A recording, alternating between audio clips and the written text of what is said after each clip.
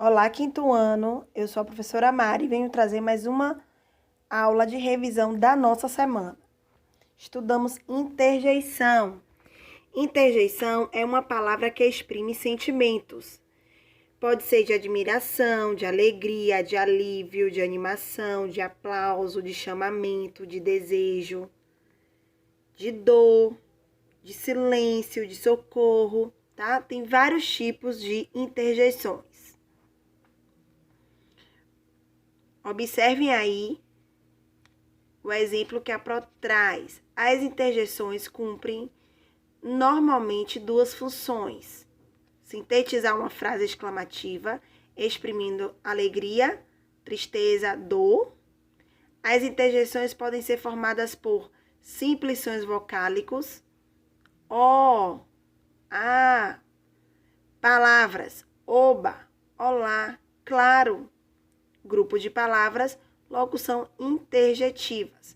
Meu Deus, ora bolas. Bom, em ciências, estudamos aí diferentes tipos de energia elétrica. A produção de energia elétrica é feita basicamente a partir de usinas hidrelétricas, termoelétricas e nucleares. Usinas hidrelétricas produzem energia através de geradores movidos à força hidráulica, queda d'água. Sua implantação, em geral, tem custos elevados e nem sempre é possível em áreas próximas aos mercados consumidores, encarecendo o transporte de energia. O Brasil tem privilégio a construção das pequenas centrais hidrelétricas.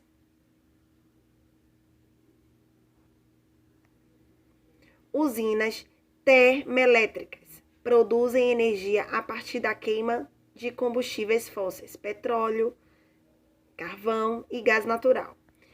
Podem ser instaladas perto dos mercados consumidores, barateando os custos de transportes, porém, são poluentes e os combustíveis são muito caros. Bom, usinas nucleares. Os geradores são movidos por aquecimento obtido de minerais atômicos. Urânio são as mais problemáticas em termos de localização, devido ao grande risco existente em sua operação. Galerinha, vamos ver aí as usinas hidrelétricas e seus impactos. Isso é muito importante ressaltar. Apesar de ser considerada uma energia limpa, as construções de usinas hidrelétricas podem ocasionar vários impactos ambientais e sociais, como deslocamento de população, alagamento de grandes áreas florestais, mudança dos microclimas da região alagada, perda de belezas naturais devido aos alagamentos, emissão de gases provenientes de decomposição de matéria orgânica. Bom, matemática. Estudamos aí a divisão de números decimais. A divisão com números decimais possui um número decimal no divisor, no dividendo ou em ambos. Dividendo e divisor decimal. Igualamos o número de casas decimais de dois números, acrescentando zero. Eliminamos a vírgula. Efetuamos a divisão normalmente. Observem aí o exemplo.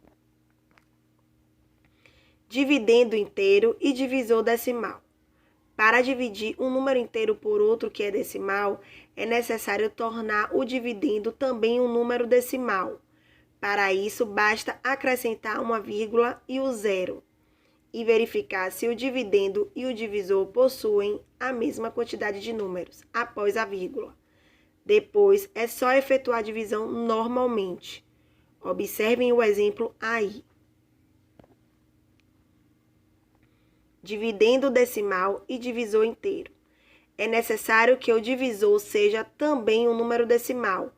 Para isso, basta acrescentar a vírgula e o zero e verificar se a quantidade de zeros após a vírgula é mesma para o divisor e para o dividendo. Depois, é só efetuar a divisão normalmente. Observem o exemplo. Bom, vou citar aqui alguns tópicos importantes que nós estudamos aí durante a semana, né? As ideias socialistas e comunistas chegaram ao Brasil, principalmente após a Primeira Guerra Mundial. Movimento tenentista, forças militares que se opunham ao governo controlado pelas oligarquias. República do Café com Leite, os líderes políticos eram revezados entre São Paulo e Minas Gerais. Em 1934, houve aí a nossa Constituição Nacional, que trouxe o fim do trabalho infantil, redução da jornada de trabalho, instituição do voto secreto, novas leis, eleições indiretas para a escolha de um novo presidente eleito Getúlio Vargas. Queima do café. O Brasil produzia mais do que o mundo conseguia comprar. Então, o governo comprava para regular a oferta. Geografia, climas do Brasil. Bom, estudamos aí o clima equatorial, que tem aí temperaturas elevadas ao longo do ano, chuvas abundantes, influenciadas pela presença da floresta amazônica, que são menos intensas nos meses de agosto e setembro. Clima semiárido, temperaturas elevadas durante todo o ano, chuvas escassas e irregularmente distribuídas, que ocasionam longos períodos de seca em algumas áreas. Clima tropical úmido, temperaturas elevadas, chuvas bem distribuídas ao longo do ano, ocasionadas principalmente pela umidade trazida pelos ventos vindos do oceano. Clima tropical típico, temperaturas elevadas praticamente o ano inteiro e com duas estações bem definidas. Uma seca, de maio a setembro, e outra chuvosa, de outubro a abril. Clima subtropical, temperaturas elevadas no verão e mais baixas no inverno, podendo ser inferior a 0 graus centígrados, e com precipitação de neve em alguns lugares. Chuvas bem distribuídas durante o ano. Galerinha, um beijo, até a nossa próxima aula aqui no canal.